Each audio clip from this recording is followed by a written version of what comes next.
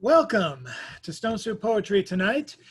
We have been meeting every Wednesday night online since the pandemic, and I appreciate everyone's contributions, which includes a lot of Stone Soup regulars who we used to see on a regular basis in person, as well as people who are no longer in the Boston area, or even in Massachusetts or New England, for that matter, that are still able to make their way back here. So this has been a long reunion party in a lot of ways. I definitely want to keep it going for the end till the end of the year. The gallery, the assemblage gallery, as part of Fort Point Arts Community, sent me an email to let me know that yes, we will be invited back to the gallery. There are strict seating arrangements and masks, but because a lot of our people are still fall under the immunocompromised category, I'm withholding on that until we can be more certain that we'll be safe, and hopefully in the new year, before our 50th anniversary, we can do that. It was great to have the 49th anniversary party back in May, and I hope we can all be together in the same room, literally on May 1st for the celebration of Stone Soup's 50th anniversary, which hopefully will have a lot of surprises on coming your way. The minute my living situation has been resolved, hopefully by October 1st. By the time that happens, I'll hopefully have a lot more time to work on the projects going towards the 50th anniversary. But more on that another time. I'm very thrilled to be featuring tonight, and I'm just taking a minute and doing dramatic Shatner-like pauses just to get the bio in front of me. Okay, stop me before I sing Rocket Man. Let's see. Oh, here we go.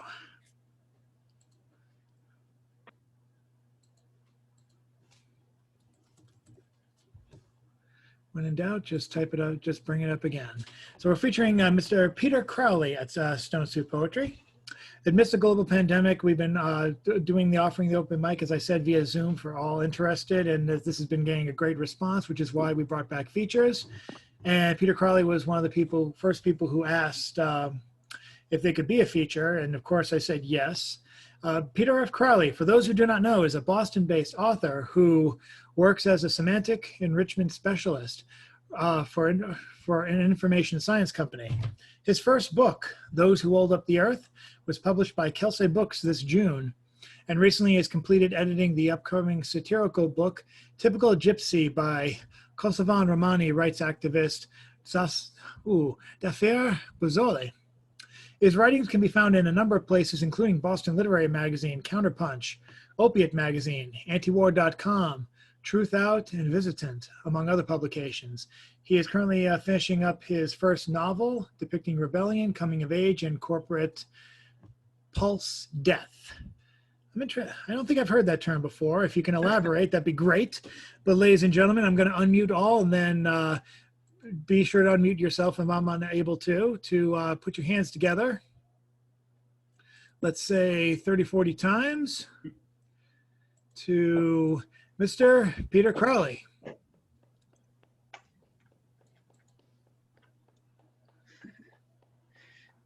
Thanks. Yeah, I mean, corporate pulse death, it's hard to really get into. This is being recorded after all. Fair enough. Yeah, thanks for having me, Chad and Stone Soup folks. I just had my first book of poetry published in June, as Chad mentioned, Those Who Hold Up the Earth. So I'm going to be reading from that mostly, and a couple from the Opiate magazine that was published in June, in I think April. So there's a kind of a common theme here, you know. I mean, as the title goes, the forgotten people who hold up the earth. It was written way before it's Corona, and then the video on, yeah. Of course, now it means a little bit more to a lot of people. Now that people are getting recognized for doing jobs that no one else wants to do. But yeah, that's a winding theme through all these poems, but you might not find that theme in each of them. But anyways, without further ado, I'll get started. This one, I'm going to start with this one just because I'll just say Kyle Rittenhouse, for his actions, I think it was last week or the week before.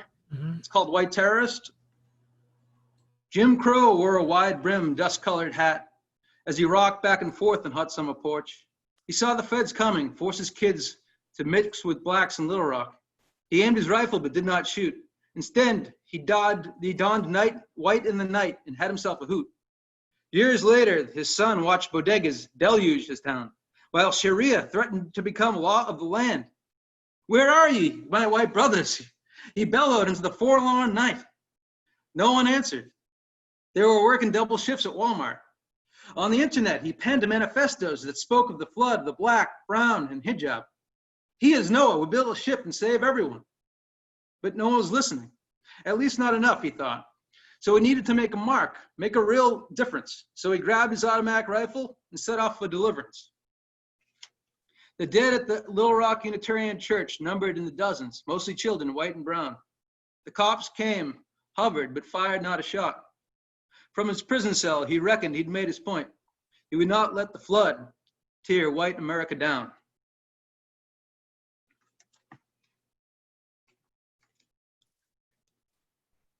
This one is called What We Know We Already Know. They ate October for lunch, wiped their lips with handkerchief and drew a map of the world. Ginsberg's Gog and Magog haunted mirrors' forgotten gaze and ate salad as an afterthought.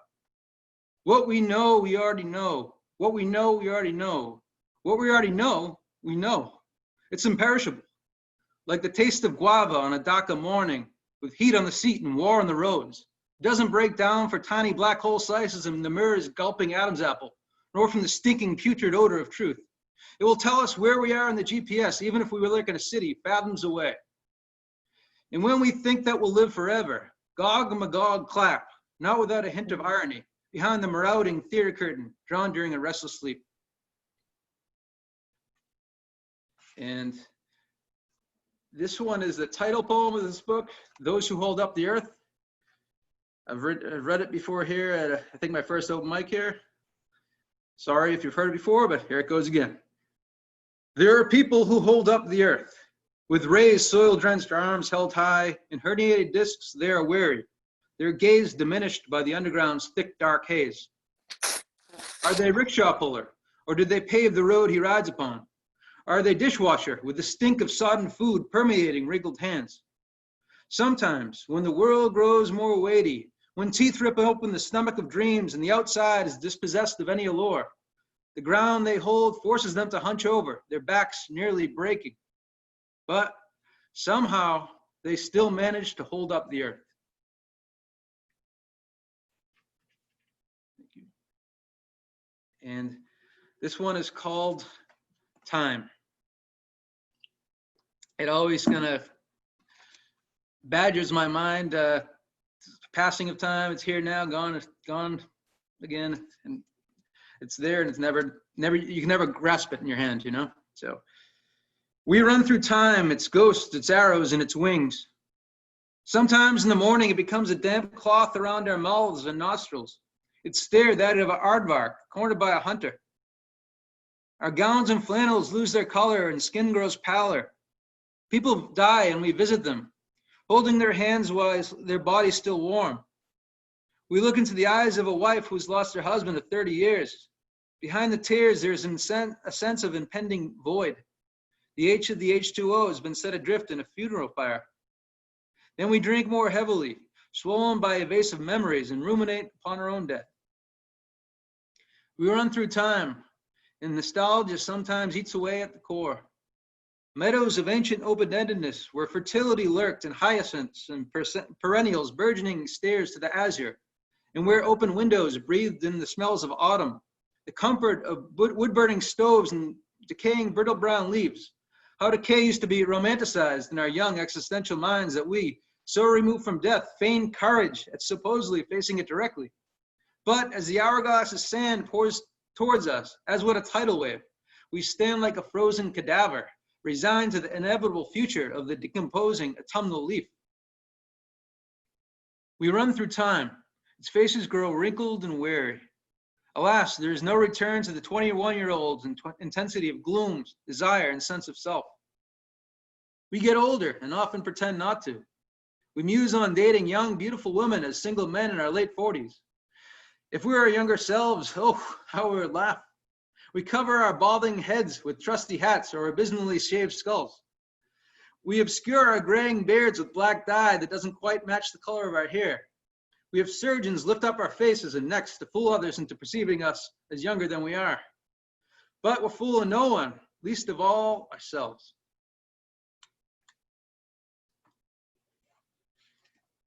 And I have two from the Opiate magazine, published this spring. A little more closer to the Corona time, so I felt this would be slightly more relevant. This one's called Spring 2020. Spring raises its rabbit ears and goes blind. A blind beggar coughs lyrics through his shoes. The passerby winches, hugging the sidewalk's edge. The arm is a repository site for depositing Corona. Side roads are golden, filtered from the many desolate people who choke up the bike path. Side roads are the antithesis. Post-nuclear Armageddon, noiseless vacancy, though eerily, all cars are home. Spring raises its rabbit ears and goes blind. One morning in spring, when the yellow bird sings. How it sings, yes, how it sings. It sings for the doctors who live in overcrowded hospitals for 3 weeks. And if they get a private moment, cry to themselves. It sings for the nurses without N95 masks, likely to contract corona but flinch not. It sings for the mailwoman, delivering envelopes that 50 other hands have touched, in opening thousands of potentially diseased mailboxes. It sings for the Amazon delivery driver who on minimum wage meets the virus at warehouse and homes, but has no health insurance. Spring raises its rabbit ears and goes blind. Just like that, the rabbit lost its vision. And just like that, the lyric coughing beggar fell to the ground, hitting his head on wet sidewalk. And just like nothing, the sun became lazy, refusing to wake up in the morning. And just like nothing, the cloud vomited thick phlegm. And just like nothing, muscle ache turned to slight fever to full-blown pneumonia and gasping for breath. Ventilators hid in an eternally becoming state. Through it all, will the yellow bird continue to sing? This one is called Guillotine. The guillotine is a fine instrument. It kept the populace and their rulers in check. Its sharp blade an improvement upon the sword and dropping mechanically onto the victim's neck. In the contorted countenance head roll ensured a stomach pit conflagration. It would be fine to see this atavistic instrument reunited in time. For there are many herds of swine waving hooves and befuddled stammer that cause steel rain to fall on people's brow. As the swine prance around their gate, they pair around, hurling cast iron spear at those who do not kneel, while the hillsides are red with blood. It would be fine if those who deliver mass death in spear-studded talking point knew of Louis XVI and his palace's demise. To know that their ignorance will not be rewarded by stock option or re-election, but that a masked man will force them to kneel with head resting on wooden lunette. And when the shimmering blade brusquely falls, divorced their head from body and ruler from ruled. Thank you.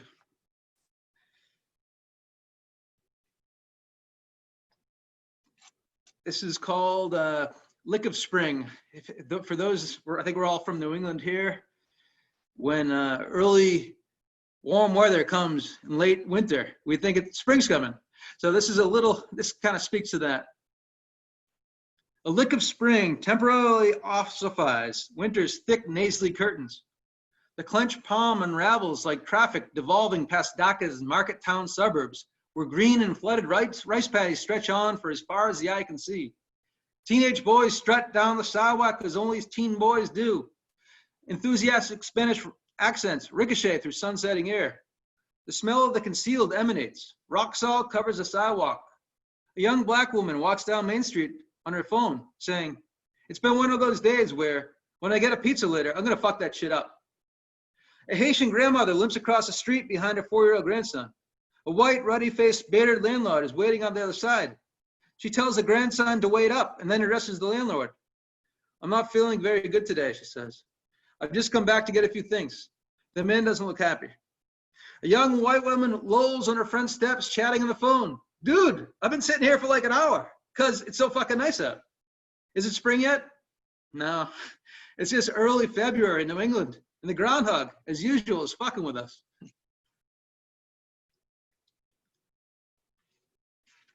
This is another locally based poem. from walking around the Everett Malden streets. It's called Ode to Everett Malden. In the near distance, half hidden behind a high-rise apartment, is Vegas's upper forehead. At the very top of the new building, Encore has replaced what was meant to read Wynn. For Steve Wynn, casino developer, was recently felled by the Me Too movement for alleged sexual misconduct. As I walk crossing rush hour back roads south through Everett, I ruminate upon a work meeting with the man who instead of a deserved promotion, handed me a watering can. But that's what I deserve. I live in the Everett Malden line, didn't go to Ivy League school and career climbing and networking are absent from blood. I deserve to live in a city where casinos find residents, altruistically lifting the economy. People in Brookline, Winchester, and Weston espouse the new casino's benefits, but how far they keep it from their home. Towards Everett, most of the faces I see are Hispanic immigrants. Some walk home from blue-collar work. And there are mothers rolling their children in strollers and kids riding bikes. The other way, towards Malden, is more mixed. Hispanic Americans, mostly non-immigrants, Chinese, lower middle-class blacks and whites, and not a small number of South Asians. We're essentially all in the same boat. The wind's lust, which sculpts the waves, is oceans away.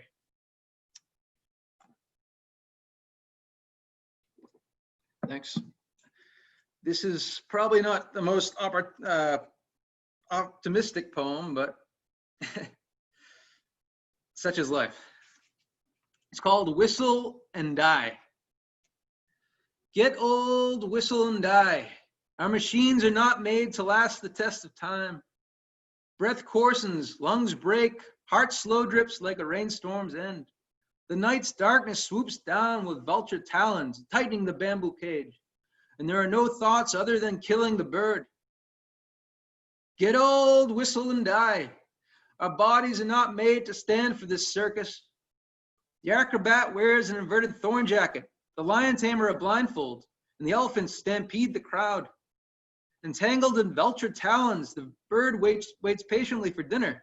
The once illuminated azure is swathed in brown coffee stains. The spouse is with them and a fellow torturer. And a walk upstairs is a 3-hour football practice under August's bleeding hot sun. Get old, whistle and die. What kind of opium will mitigate the pain? Netscape, escapist vacuums? The priest's sunny words of a bright tomorrow? The family's earthly glow of love and genetic perpetuity? The rationalist's defiant war with God? Morphine's incubating cuddle? Get old, whistle and die. Here today and tomorrow we shall see. Chad, let me know if I'm going too long or how much time I have left.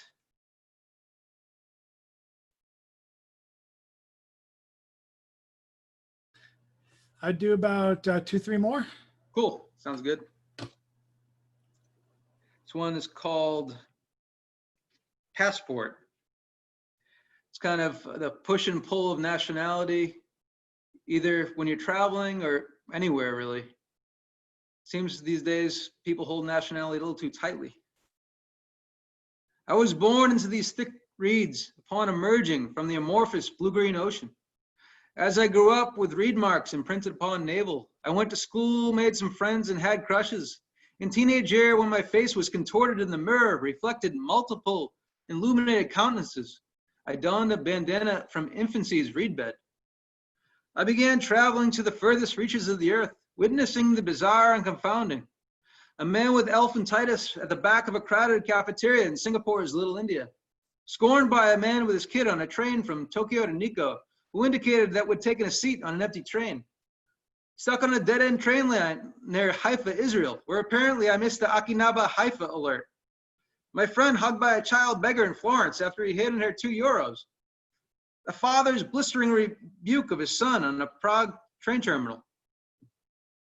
Sheep fornication jokes, hitchhiking in Southwest Ireland, in Boston's Chinatown also, with Bengalis. Lamb Gumabo, they joked, and I didn't get it. Hostility from a Syrian at an Ankara train station for not understanding his Turkish colleague's instruction in broken English. A woman's angry gaze from a van passenger seat in Ramallah after accidentally snapping her picture when the van rode before my lens. But such othering and seeming radical alterity was overcome by warm conviviality. A random middle-aged man in Pendik, Turkey, who'd been chatting with friends, would stop to lead us by foot almost a mile to a bus stop that we could never find on our own. Warm political debates in a Killarney pub with the bartender that continued hours past closing. Drinking into the wee hours with an Israeli colleague in West Jerusalem.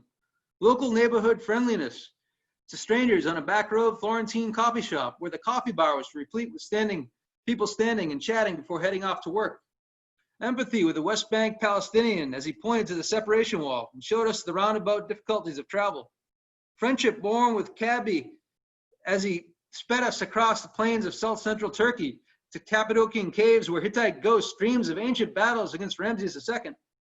Bon Homiv at a Bangladeshi American turmeric ceremony and a tight underground harem venue. Jokes from Assyrian waiters at an Istanbul restaurant. Apparently they had a macabre sense of humor. After telling us they were from Syria, they held out imaginary machine guns, which they then pretended to shoot. Mollusks riding waves to shore and cast back out into the sea's depths. Lovers shade-drawn push-pull, ever stuck in the reed's tangle.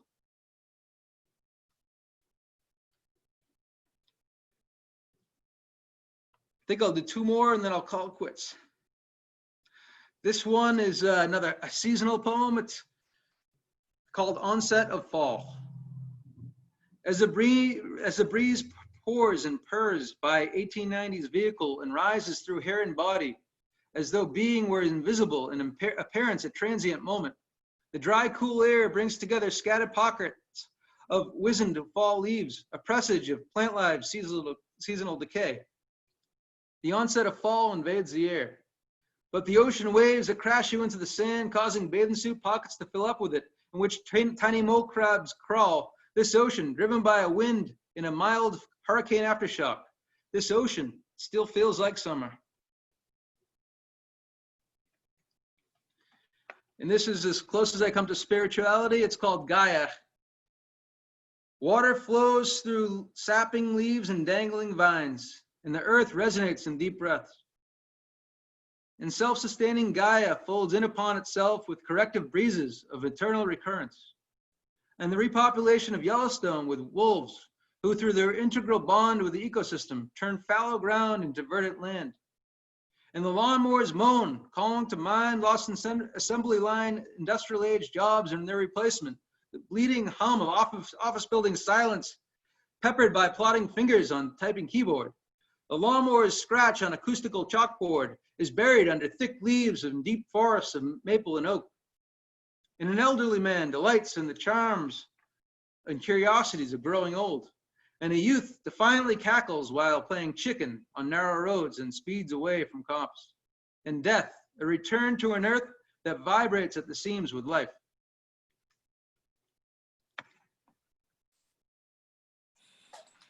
Thanks a lot.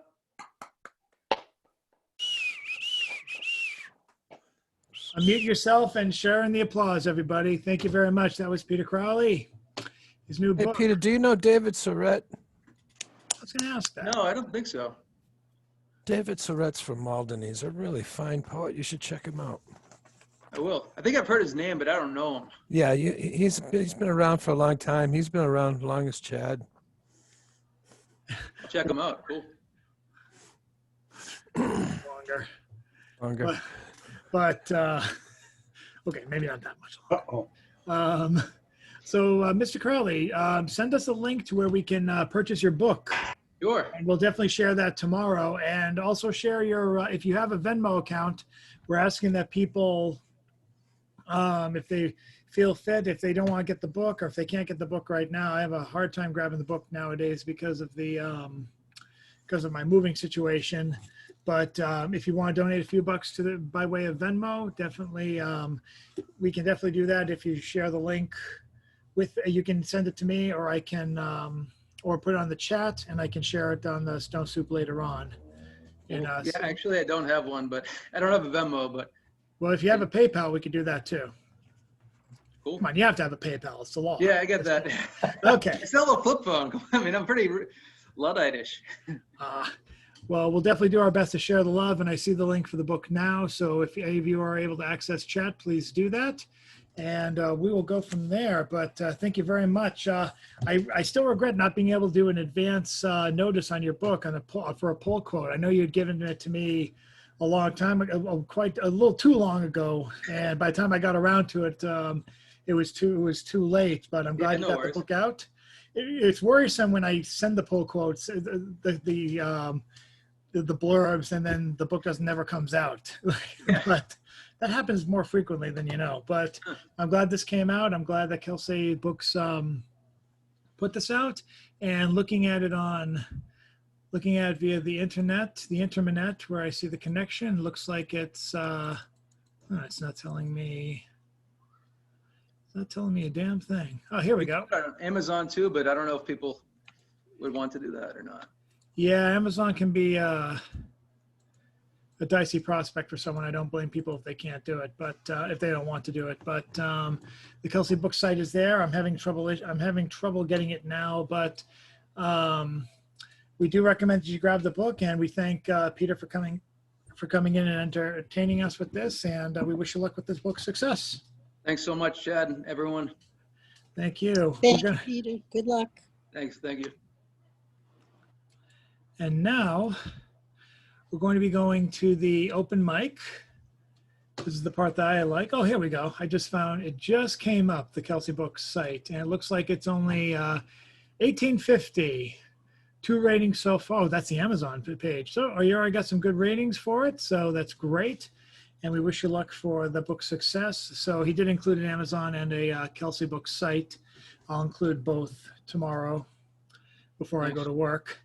And we do have the open mic that has been waiting very patiently to come up. 1 or 2 people said they're just here to only to listen. So that's cool. But if you change your mind, let me know.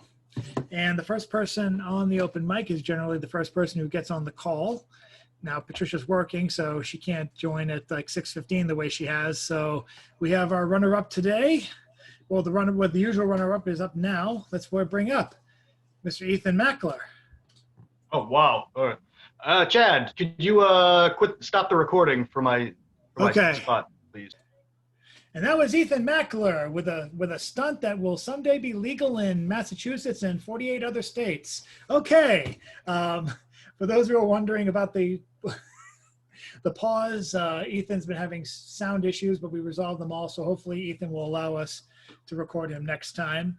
And on the subject of next, we have our next reader, which is Mr. Bill Lewis.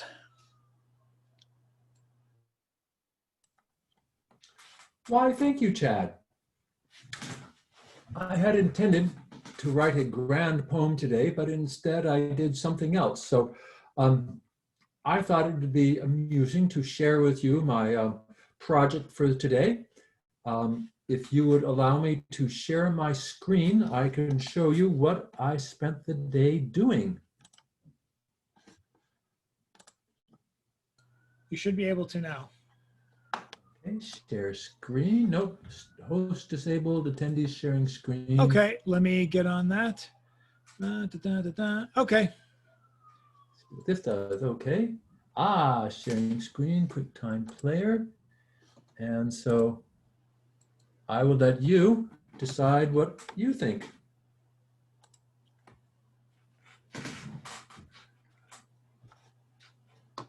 Greetings and welcome to College Level Computer Science, where we are going to explore the wonderful world of computing, starting at the bottom and working our way up. We will begin by looking at simple digital logic. We will start by building a computer from not gates and gates. We will then use that computer to explore how different languages lay out their data in memory and execute operations on it. Then we shall proceed to Java, which we shall program in extensively. Our final project will be a multi-threaded web server with dynamically loadable apps of your creation. When you start at the bottom, learning a new high-level language is relatively straightforward. You just need to figure out what the syntax is that gives you data layout and the operations that you already know you want. Knowing Java makes learning Python and C and C++ relatively easy thing. I have taught variations of this course at both Stanford and Tufts University, along with numerous corporations and conferences. It is a lot of work, but it is well worth it.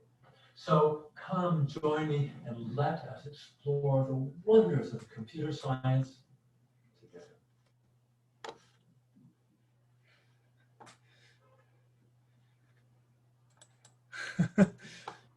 Nice, Bill. And that is what I spend my time doing. You would do that even if you didn't have a class, probably.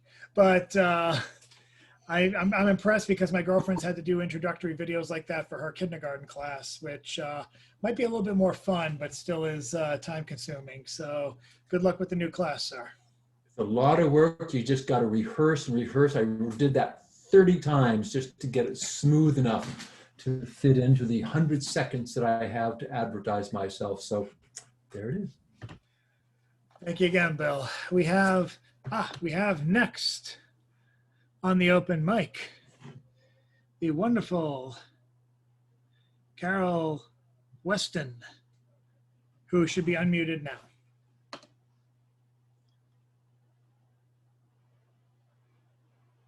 Ladies and gentlemen, Carol Weston.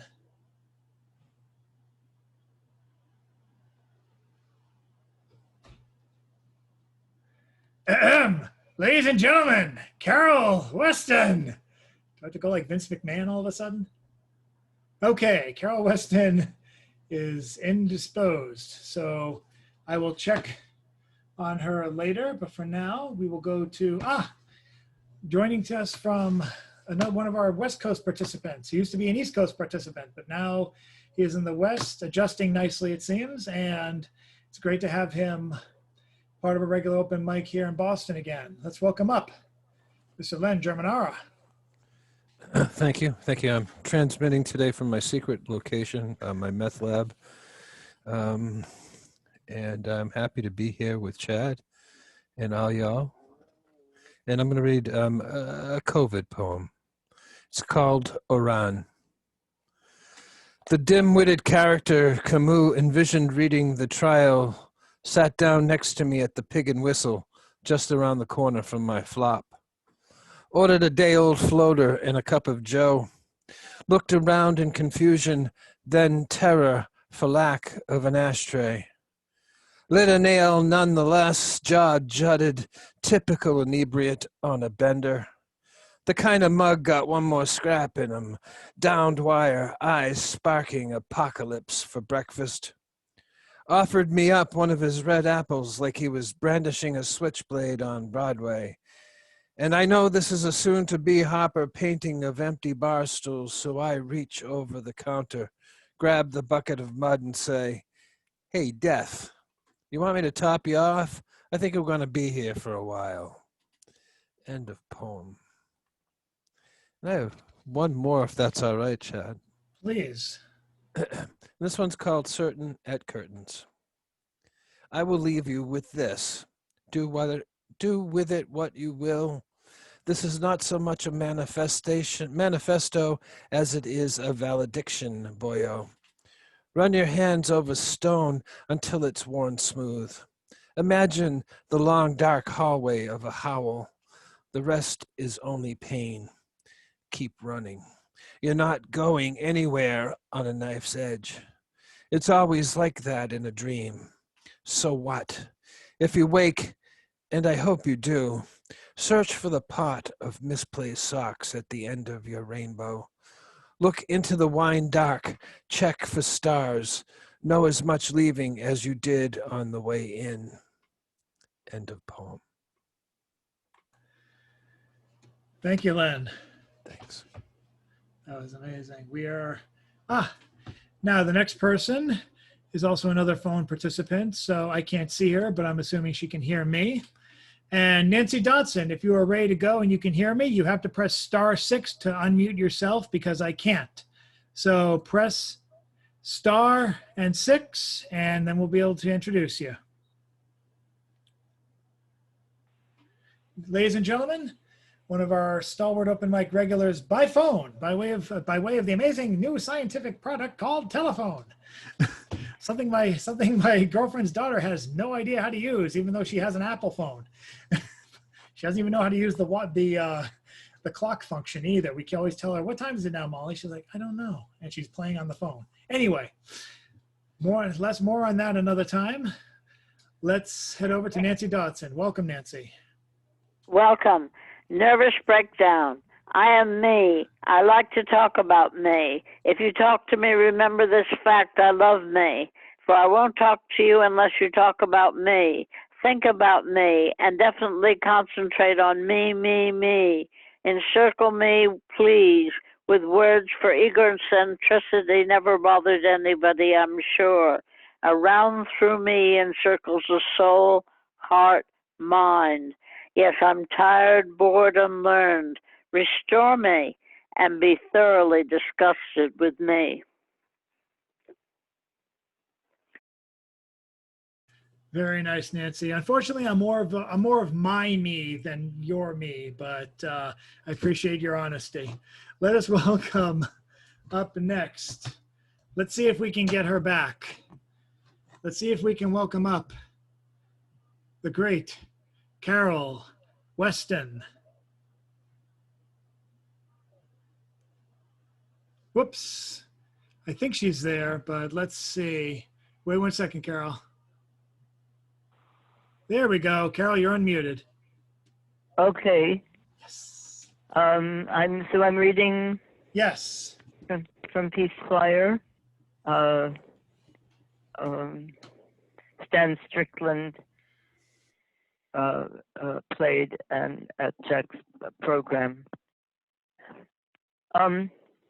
We civilize our solar flare of spirit's body unaware, and extinguish the flame with the instrument of torture, the repression of the body and soul in the name of decency.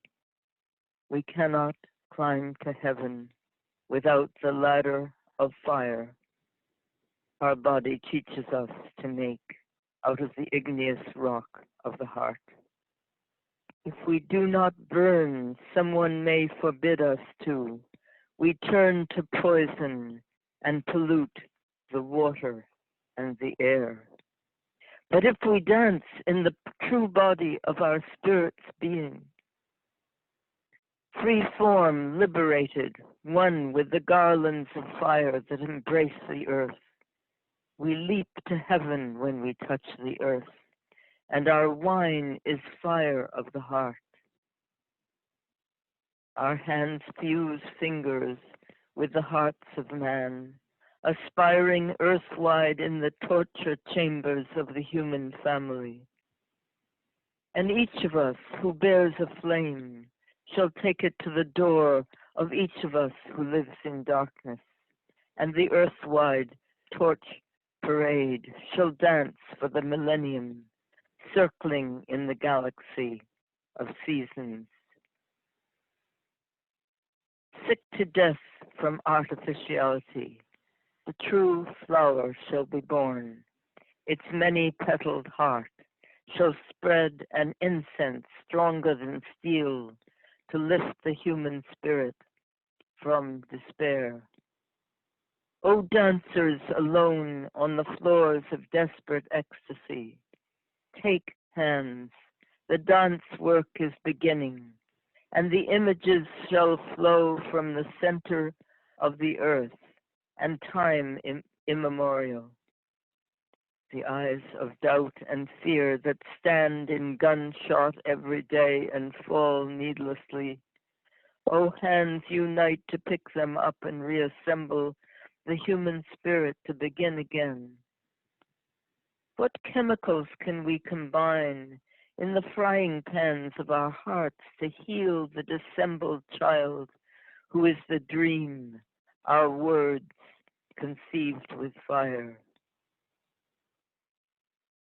Heaven and earth unite in our bodies and carry each of us to our true natures, the wagons we hitch to the stars, to let our chores be done by the gods themselves. Thank you.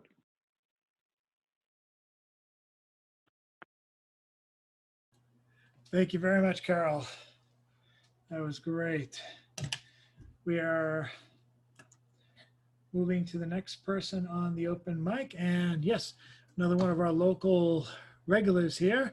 Let's welcome up Mr. Eric Nelson. Okay. So this is a shorter revision of something I read a few weeks ago here. And it is called Reading About Bonnie Dundee During Lockdown. Nowhere to go out. No gathering. I read history because that is randomly what there is on my bookshelf. And I'm reading about John Graham of Claverhouse, 1st Viscount Dundee in Scotland, in an old book. Claverhouse enforced loyalty to the Church of England and considered a non-authorized religious gathering to be seditious. He made war on the Covenanters, a religious sect that held its gatherings outdoors. And I realized that I've heard of him before.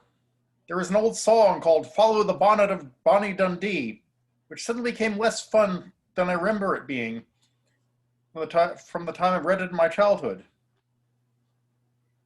And it fits, it resonates. Churches today have different responses to the fact that they can't gather. Recently, somebody on Twitter observed, so in conclusion, the Pope says you can worship God at home just fine and don't need the priest as intercessor in these trying times, and the evangelical Protestants have come out against the priesthood of the believer and say church service is necessary to the faith. Okay then. And this is interesting because it's the reversal of previous positions.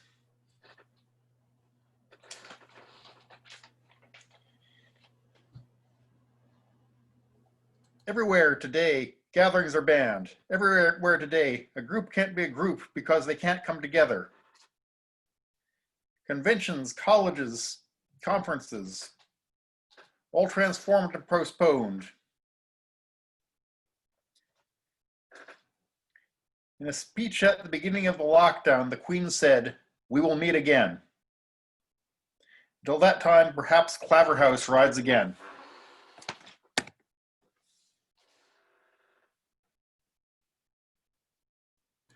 Thank you, Eric. Up next on the open mic, this is a new addition to our ranks. He is one of the people behind the publishing of Spectrum magazine, a magazine that comes out in the West Coast. Issue 24 just came out. I'll probably put some information on how to order that because I'm actually in the latest issue, and he's doing calls for issue 25, I think under the theme of the fall. Oh, and if you see his, I'll put him on speaker view now. You can probably see his, see him holding up the Spectrum magazine. And so the next issue should be coming out soon enough. And each Spectrum issue is a pretty meaty issue I've seen. Can't wait to get mine. And we are going to introduce one of the people behind that who just had a reading for the magazine this past Sunday, Don Kingfisher Campbell. Hello, Chad. Hello. So I don't want to overstep the limit. What's the limit? You want to do one medium longish poem or two short poems? That's fine. Okay. I was going to squeeze it. Chad. All right. Kind of lost you there for a second, but all right, let's do, all right, I'll allow it. All right. I just thought you might enjoy hearing your poem read by somebody else. I appreciate it. Yeah. It's called Day One Lockdown. Enjoy your tea powder soup. Should have shopped instead of hitting bars that kept open. Home is lonely without food. Never contemplated how empty shells compose soul. Sad enough to miss your bus. Distance to stop outside door feels as close as Mars. Wake up past daybreak, a doe in search of headlight. They'll blind you back to sleep. Hobble to your window to catch last bit of sun and yell it the fuck away. From couch, contemplate dirt and dried out boots for sustenance. Fade out on couch. You got this. That was Chad. Chad, I love that poem. I was very happy to publish it. Thank you. I'm the editor of Spectrum magazine. They call me the EIC. It stands for whatever you want it to me. And I figured I would read the Dawn of Coronavirus Awareness poem too, just like your poem. This one, oh, I can even screen share it and then you can see the photo that goes with it. Is that okay? Sure. All right, let me see. Yeah, I got the picture right here. Screen sharing is much more fun when there are no racists to fuck it up. There you go. There we go. All right, so this is Haiku, China. And Haiku, China is a city on the northern edge of the island of Hainan, which is the southernmost island in China. It's kind of like the Hawaii of China, the resort city. And let's see if I can get down to the poem here. Ooh, that print's a little small. Yeah, maybe I can make it bigger. Okay, one more. Yeah, there it is. I'm going to try to make it larger so I can see it. 100%. There we go. All right. This is my first poem about what we're all worried about. It's called The Zombie Apocalypse. It started 2 weeks ago when passing the line of shopping carts waiting to stack up cases of bottled water, a laughing woman walks by me and declares the title of this poem. Then today in the department store, everyone kept at least 20 feet from each other as they visually scanned aisles without smiles, just silent stares of distant human accusation. And when I returned to my car, which had seen drivers in their cocoons on the freeway, chests move their way around metal shells, avoiding contact, the only business per usual. There was a young man sidewalking who called out to me, "Aren't you a teacher? Your classes were fun." For remembering, and went to open my portable asylum door. Here's squeeze play. This is really what the picture's all about in Dalian, China. My fiance is stuck in China right now. She can't get to the United States because governmental issues between the two countries. So we've been apart for about 9 months now. And so we communicate through something you might have heard of in the news. It's called WeChat. President Trump wants to ban WeChat in the United States. On September 15th, that's just 13 days away. So she doesn't speak a word of English. And I don't speak a word of Chinese. Or maybe we speak 3 or 4 words, but anyway, long story short, on WeChat, she sent me some video of Dalian. And I was so interested in that, I wrote this poem about it because a really incredible thing happened in the video. It's called Dalian Play. A week after lockdown is lifted, people gather in the square to kick a soccer ball around, ride bicycles with training wheels, or just walk together again. This afternoon, a blonde doll in a blue satin dress and a pink-eared white bunny on all fours sit on a wooden park bench ready to eat. The little girl with a pink hat and blue surgical mask serves them slices of plastic pizza, using a blue plastic shovel to dish the yellow wedges. The doll falls ill at dinner. The girl places a packet of soft cotton cleansing wipes as a pillow on the red scooter rolling as an ambulance.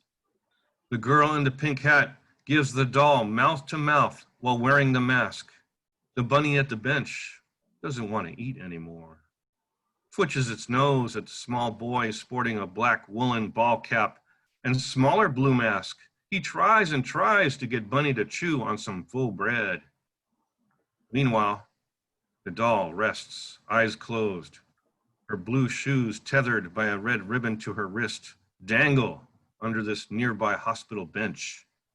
The boy comes to visit, offers Dolly a few pine nuts as medicine for the virus in what they have named Wuhan Children's Hospital. So that was just an incredible thing to see. I had to write about it.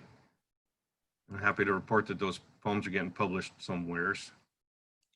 Thank you, Chad, for joining Spectrum, and thank you for inviting me to come to your reading. Thank you very much, Don, and good luck with you and your fiance. I hope you can still keep communications open somehow. We're shooting for October. You know, she wants to take a plane on October, and hopefully everything will go okay. Good luck to you. Thank you. And up next on the open mic, Miss Kabir, are you going to be reading tonight? If so, you can unmute yourself. If not, I can't seem to find her. Oh, I didn't know if you were just here to My listen. wife, she just, She's just listening. yeah. Aha. Okay, she is just here to listen. That's okay. We got a couple of those. I was not sure. I tried to do a text, but I just want to make sure if she was waiting that she didn't think I had forgotten. And someone else? Hi. Yeah, no, I'm just here to listen. No problem. Welcome aboard. Thank you. And we have up next Patricia Kerrigan. Back fresh from her job. 9:30 in the morning. Okay. September song. September's breeze, slightly more than a whisper, rubs shoulders with a tired, overheated August sky. Summer makes its exit, seeks retirement from a year struck by 10 swords. Precious days grow shorter, and leaves to be set aflame. Mr. Brown's bee-hop trumpet takes a stroll with Miss Vaughan's sultry vocals, urbane and mellow, like a walk through Central Park, where masked lovers hold hands and masked loners hold on to themselves. Golden days refuse to die, bodies and souls convalesce, and yes, the city will be okay. Can I read one short one? Haiku?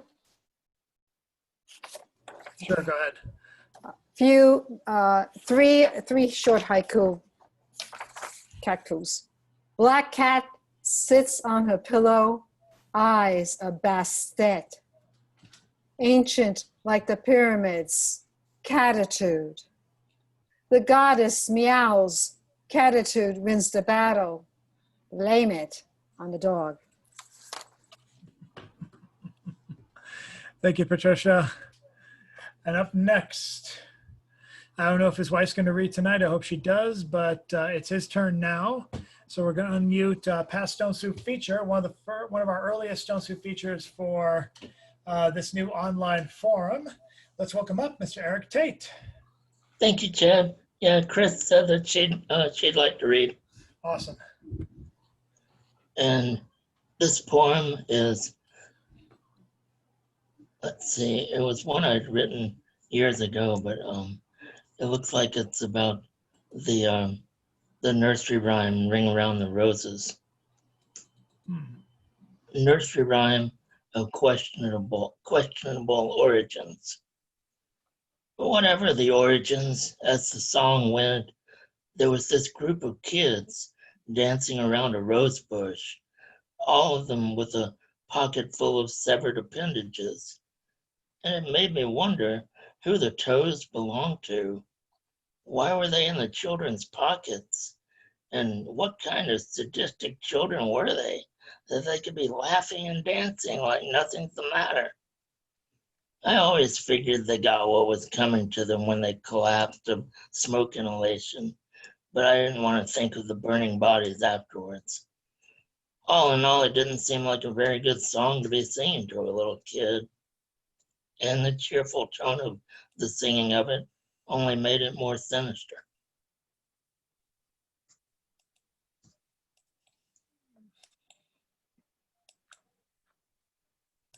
Thank you, Eric. And up next, we're going to bring up, I got Crystal put down on the list for a little later, but for now, I want to see if Diana is looking to read. Diana S., are you interested in contributing tonight?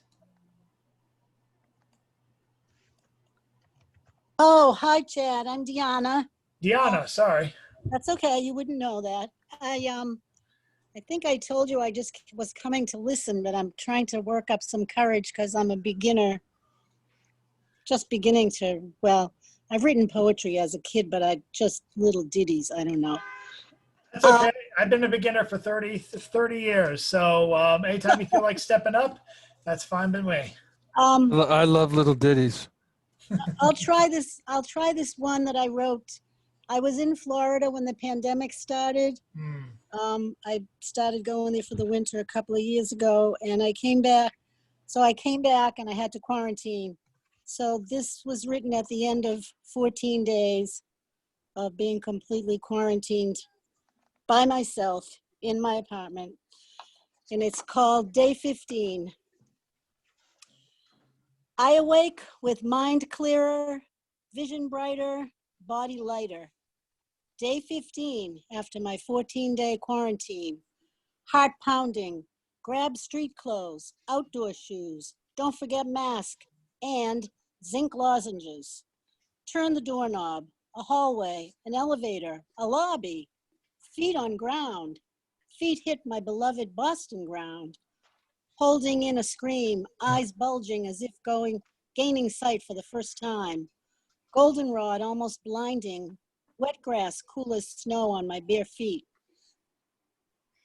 Am I Lazarus healed by Jesus walking down Huntington Avenue?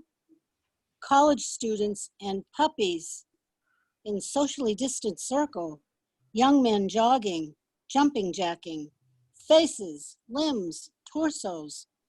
On a bleacher, I break down weeping. That's it.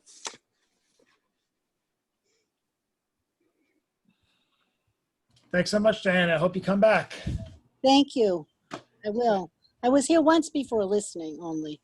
Yes, I do remember now. And God, I feel for you. We were in Florida for our quick vacation, my girlfriend, her daughter, and I, in February. And we were down in the Panhandle area of Panama City, so it was completely dead. So that might be the only reason we were still alive, and not blamed for infecting Massachusetts. So yeah, I feel for you, and I'm glad you're out of there. Yeah, I think I got out of there just in time too.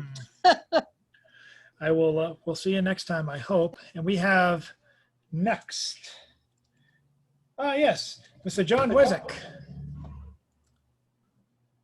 Okay, well, here's another pandemic poem. Called. Keep them coming. Yeah, I don't know if we're tired of them yet or not, but anyway, here it is. It's called Lost Summer. White walls, beige carpet, popcorn ceiling, 3 bookshelves, unused Quebec and Nova Scotia guidebooks, wooden sword window, AC unit with blinking change filter light, indigo love seat, IKEA coffee table, Kleenex, Kindle, tea mug, fountain pen, 7 plastic storage boxes, exercycle, red and gold poster from my feature at the Kerouac Cafe, chicken stock, canned tomatoes, 5 pounds of brown rice, cherry mead fermenting in a gallon jug, stand mixer, toaster oven, busted microwave, stove with 2 broken burners. I won't report to the maintenance staff so proud in their refusal to wear face masks, 6 pair of shoes, disinfectants wipes by the door, locked to keep the virus out, 2 file cabinets, last paycheck, first Social Security check, full-size latex mattress, meditation bench, Thich Nhat Hanh calendar, desk, 2 office chairs, laptop for Netflix and Zoom meetings, white wall, beige carpet, popcorn ceiling, unused guidebooks, white walls, beige carpet, popcorn ceiling, white walls, beige carpet, popcorn ceiling.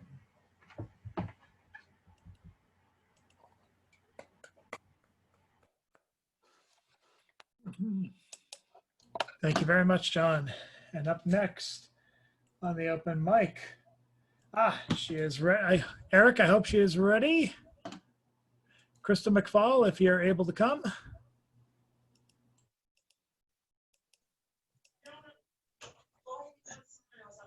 Oh, she said she's not ready. Muted myself by accident. Okay, we'll mute you and go to the next person. I know she's ready, as much as she always tells us that she's not. And ES, you know I'm talking about you, so unmute your bad self and come up to the virtual podium. All right, well, I'm gonna do one of the ones where I make it up on the spot. So, you know, these either work or they don't, so. All right, so this is meanwhile on this Wednesday. I woke up this morning to a person in front of the church pressure washing blood off the sidewalk. His arm shook like you do when you're using a turbo nozzle too close to cement.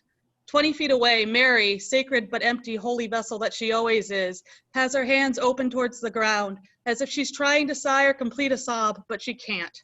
Still, her view at the chipped her view at the chipped sidewalk means she can't look up and see that it's a beautiful day today. I wonder what's up there above the blue. Some junky heaven where the angels feel high all the time, see colors that we don't have here on this realm, maybe fly more than we could ever imagine. I think of a book I sent to a dying man on death row. It was marked return to sender because they had returned the sender. I think of the man who used to sleep on the church step. I don't expect I'll see him tonight, but I wonder whose needle was more fatal. Which did God prefer, the state's or his own?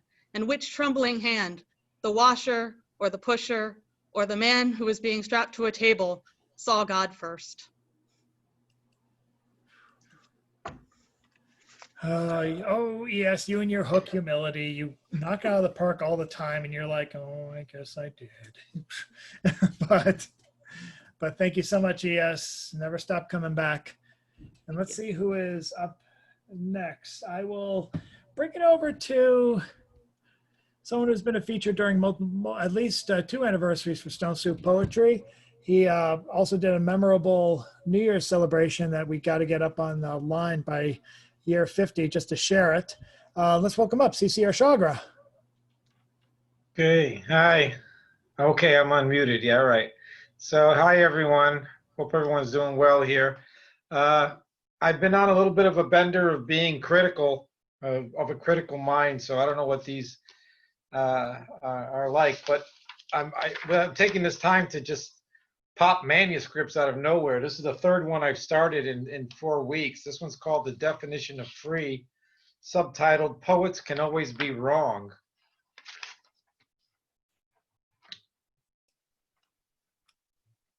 Reality erasing, reality erasers. Thought control systems to stop thinking free. Erasurism. The domestication of people, a human, a person, a customer, a commodity, commoditized. The constitution of belief, beyond the reality of malevolence and cannibalism. The idea you have no natural predator, inhumanity is.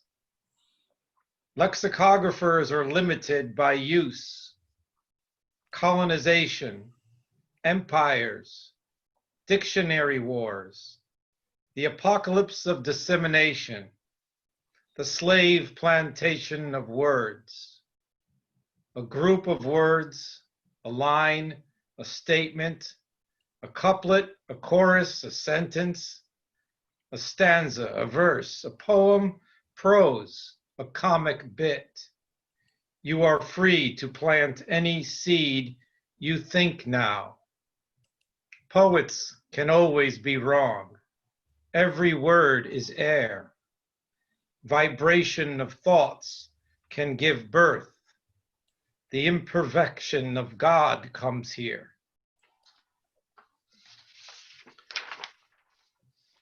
The definition of free.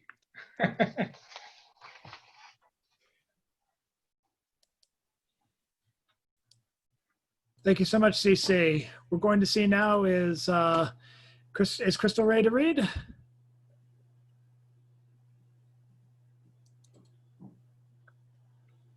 Is she ready?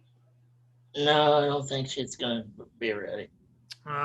Well, we'll see if she's ready after we introduce our next person, who's usually the closer. He may be. Hopefully, Crystal will be coming back. Let's bring up next the poem columnist for Oddball Magazine. And by the way, check, for those of you who've heard Joshua Corwin's work over the last few weeks, be sure to check out his column from Tuesday, Incentivize, and participate in the comments section of the said column.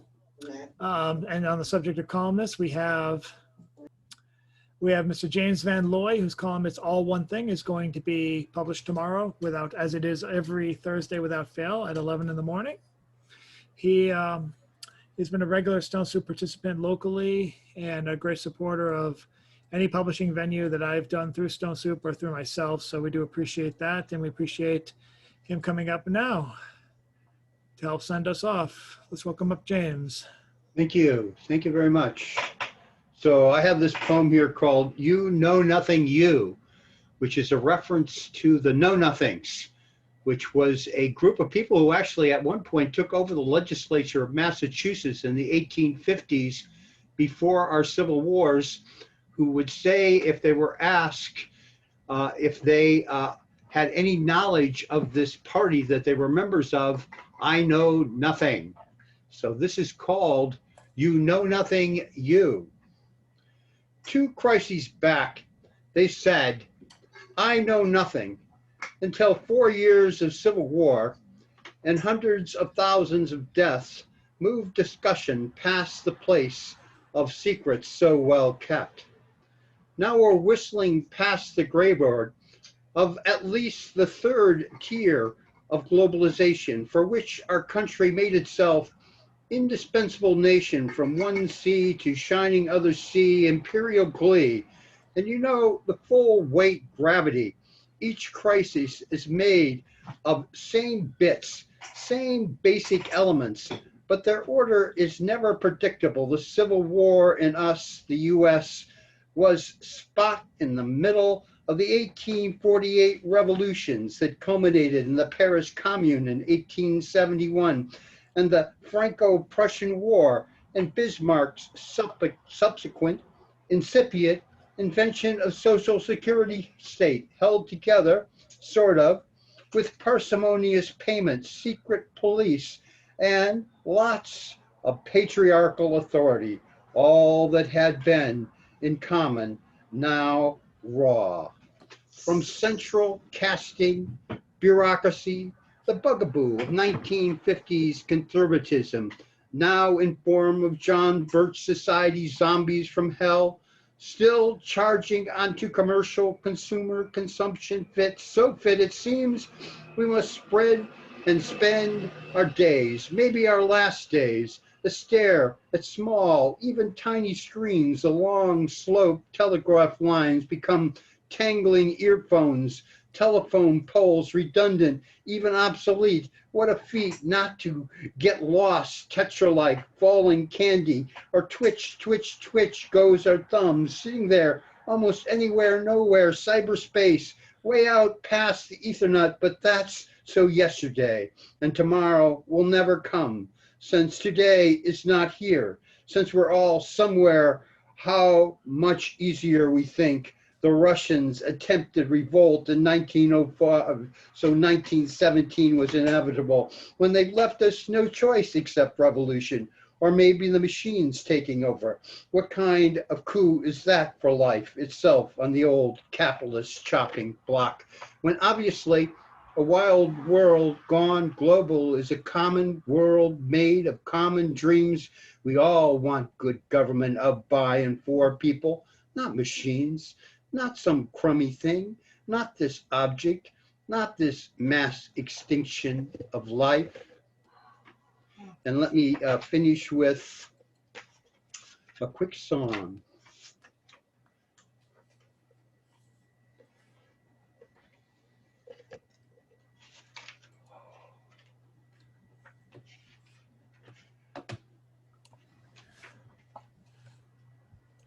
In an upstairs room in Blackpool, by the side of the Northern Sea, the army had my father and my mother was having me. Military madness was killing my country. Solitary sadness comes over me. And after the school was over and I moved to the other side, I found another country, but I never lost my pride. Military madness was killing the country. Solitary sadness creeps over me. And after the wars are over and the ballot count is finally filed, I hope that the man discovers who's driving the people wild. Military madness is killing your country. So much sadness between you and me. Military madness is killing your country. So much sadness between you and me.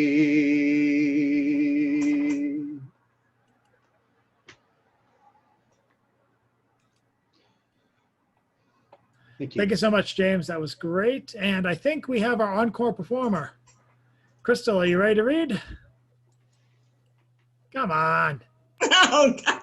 I told Eric to tell you that it was going to be for next week. Okay. But good to have you on anyway. Oh, we'll see you next time. Instead, why don't we have, whoops, if Crystal, I muted you again. So if you were saying something, I'm sorry.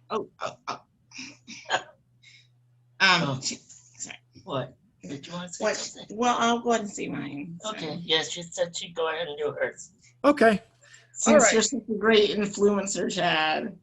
Tell my girlfriend that. Anyway, let's have Crystal McFall on, everybody. All right, just give me 1 second.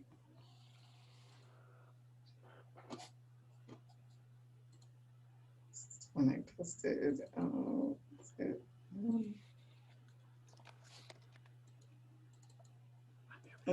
Hey, while we're waiting, I can show you this cartoon that I did. I don't know how much of it you can see from there, but oh, whoa! Is that Cece? You think so too? Yes. Yes. Yes. It was actually supposed to.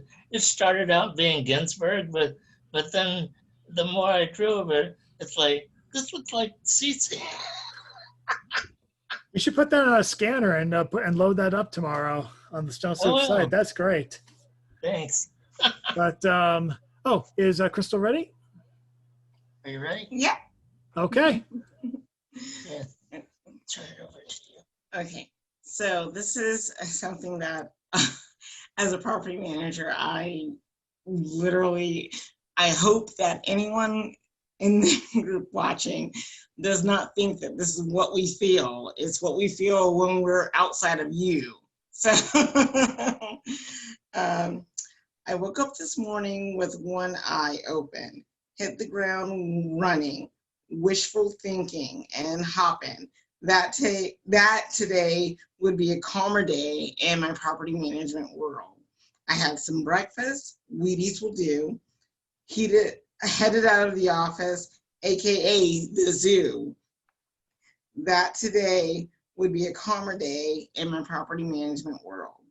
Barely sat down with a fresh cup of Java, phone rings, surprise, a tenant has drama. Toilet backed up, they continued to share, no son, Didn't flush Buzz Lightyear down, down, I swear. Ending that call, still wishful thinking and hoping that today would be a calmer day in my property management world. Contacted plumber with my new 911 call. I now have 50 plus work orders. That's all. Not too bad considering the worst it could be. Now sitting back down with my leftover coffee, still wishing, thinking, and hoping that today will be a calmer day in my property management world. It's now past lunch time, heading for the door, late for inspection, but here it comes more. Renter is ready to sign the lease. Forgot his appointment time. Oh, geez. We sat down quickly, went over the docs. I'm tapping my finger, watching the clock. I'm tapping my fingers, still wishing and hoping that today would be a calmer day in my property management world. Keys in hand, new tenant is gone, heading out now, only 1:30. Ready for inspection, knocked on the door, no one answered, walked in, almost fell on the floor. Oh my, I said, this place is a mess. I think I will dock them for housekeeping and stress. Sifted through the junk and made more notations. Went back to the car, need aspirin and a little meditation. Still with wishful thinking and hoping that today would be a calmer day in my property management world. Back at the office, waiting for 5. Warmed up morning coffee, ready to dive. Dive into the clutter that sits on my desk, my neglected to-dos of last week's mess. Still wishing, thinking, and hoping that today would be a calmer day in my property management world. Dinner is done, clink cheers, bedtime is near, made it through the day with a couple of tears. I am sure tomorrow will be a better day, heading to bed with a couple more words to say. I am still wishful, thinking, and hoping that tomorrow will be a calmer day in the property management world.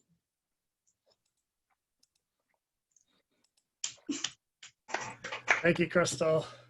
You should change couple of tears to couple of beers. But I'm no poetry critic. Okay, we have and with that I think we have everyone who went, and this has been a great open mic. And I was wondering if Peter Crowley might want to do an encore poem just to send us home. Yeah, sure. Yeah. Good. This is a quick one. It's just about the craziness, the wild and craziness of chance. It's called Chance. Fucking Whoop. break with this. Wait, something's going on. Someone's got their mic on. Someone's threatening to kill somebody. Oh, here we go. Okay, I think we're good. Let's have you. This is called Chance. If your island wasn't coughing when I winked, and the steamboat that snored all the way to Alaska on jovial merry-go-rounds that resound through the eyes of sound while we die and live again a million times in an eyelid's breath, then surely the unwrapped tinfoil you gave to me on Christmas, and I rewrapped inside your feast on Eid, would not have made you cough down your food, sending you to the bathroom where hospitals will later come, examine you with secret instruments behind the curtain word of biopsy. And there they found cancer, started chemotherapy, almost immediately. So for 6 months you had no hair and couldn't keep food down. Till, oh, a doctor's error, you're fine. You go home, take a long nap after intoxicating, self-induced orgasm. Look into the mirror, smile at the futility of everything. And yet, in the face of it all, you'll continue to subsist, because if not, what else then? Die? That's for later, when all energy has sapped. Oof. Thank you very much, Peter. Thanks a lot. And I want to thank everyone for coming tonight. Check out the Stone Soup Crouton poem, which will be showing up on Friday. I may be away from the computer for a good chunk of the weekend, but hopefully that will show up without fail and even a little earlier. And hopefully there'll be some more updates. I don't try and hype my stuff too much, but next week it looks like I'll be having 3 pieces show up on Headline Poetry and Press, all based on Trump speeches from July, all found/erasure poems created on, I think, 3 of his speeches leading up to his 4th of July celebrations. The first 2 titles I think are going to be called Strokes of Genius, which I only came up with now, but it seems to work, and Triumph of the Ill is the second, and the third one to be determined once I get done with it tonight. And those should be showing up on Monday, Wednesday, or Friday of next week. And Headline Poetry and Press is accepting submissions for an actual online journal issue, in addition to accepting work from myself, who's now a regular contributor and such. And they'll also accept other projects. So if you're interested, let them know. Figure out, if you don't know what erasure poem is, just take a look at their work on Headline Poetry and Press. I think it's .org. Let me just triple check that now. Yes, it's headline. Oh, it's actually headlinepoetryandpress.com. The editor, Hokus, has been a real treat to work with. And I think you'll find, if you're outraged with the news and don't know what to do with it, my suggestion, twist it up, do erasure found pieces, make it to what you want or what you really hear it to be, and as opposed to your entire Trump supporting family. Okay, so we are going to close out. Hopefully we'll have announcements for next week and the rest of the month. If I can take a minute to breathe tomorrow and hopefully ask a couple of people. Next week may likely be an open mic, unfortunately, but hopefully we'll have more announced leading up to October and hopefully into November. And hopefully we'll have some feisty features to help herald the election and whatever the hell else is going to happen afterwards. I'm just glad I'm doing this in a private place and hiding from people. But thank you very much for coming in, and thanks very much to Peter Crowley. I'll be sharing his PayPal later on this week, and I'll be putting up links tomorrow to buy his books. And the rest of you, have a good night. Let's do the obligatory wave, everybody. The show's up in a screenshot tomorrow. And we'll see you all next Wednesday, without fail, I hope. Thank you. And Eric, I'm getting these emails. I have to get off soon. I'm getting pestering emails. Not a problem. Okay, This everyone. day is never going to end for me. Sorry, guys. Love you all. Gotta run. The show's over. Okay, thank you. I See you gotta next go. time. Thank you. Thank you. Bye-bye, everybody.